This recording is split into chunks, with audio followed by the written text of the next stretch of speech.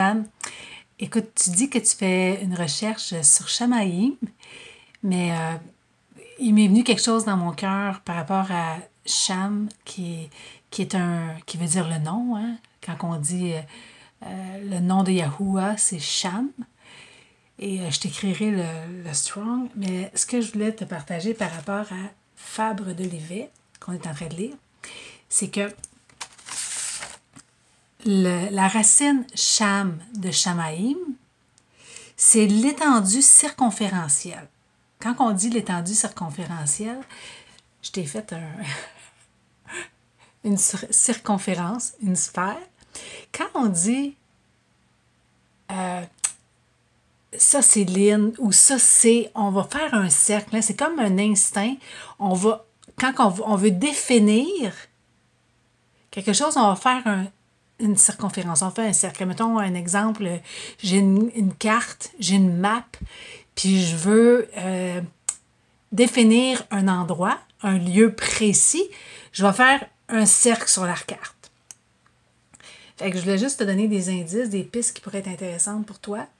Ça veut dire la sphère entière d'un être quelconque, l'espace total qu'il occupe.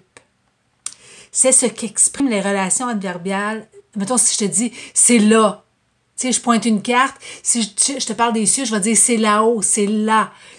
J'indique un lieu. Ça veut dire le nom de tout être, le signe qui le rend connaissable. Tu sais, comme moi, je reste à Contrecœur. C'est un lieu. On est en 2020, c'est un temps. L'univers, les cieux.